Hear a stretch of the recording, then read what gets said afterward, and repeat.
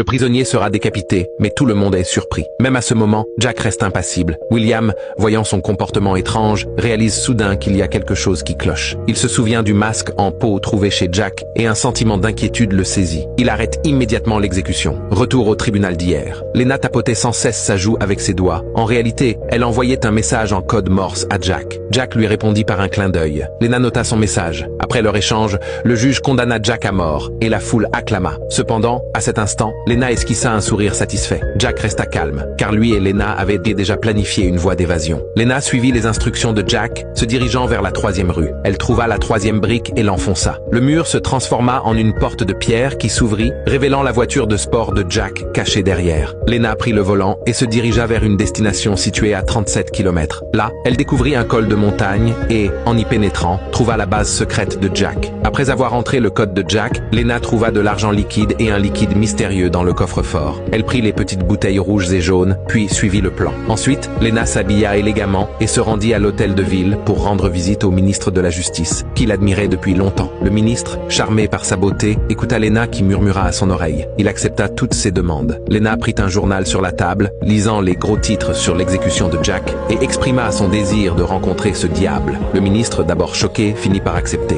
Il insista pour l'accompagner et tous deux se rendirent à la prison. William convainquit le directeur de la prison de les laisser rencontrer Jack, prétendant que c'était pour un interrogatoire. Les trois entrèrent dans la salle d'interrogatoire, où le directeur remarqua que Jack était resté anormalement sérieux et silencieux depuis son arrivée. Lorsque la porte se ferma, Lena pulvérisa une substance sur le ministre, qui perdit connaissance. Profitant de son état inconscient, Lena ouvrit délicatement les menottes de Jack avec un pince à cheveux, puis sortit le masque préparé et échangea les visages du ministre et de Jack. Ensuite, Lena emmena Jack hors de la salle d'interrogatoire. Jack en profita pour s'infiltrer discrètement dans le bureau du ministre à la recherche des fonds de corruption. Alors qu'il s'apprêtait à partir, la secrétaire reçut un appel urgent de l'inspecteur. Celui-ci lui annonça que le ministre avait été remplacé par Jack et qu'elle devait l'arrêter. Cependant, la secrétaire pensa qu'il s'agissait d'une arnaque et raccrocha furieusement. Jack, ayant écouté la conversation, s'enfuit. Il courut à travers les policiers qui tentèrent de l'appréhender, quitta rapidement le bâtiment et sauta dans la voiture de Lena, réussissant ainsi à s'échapper.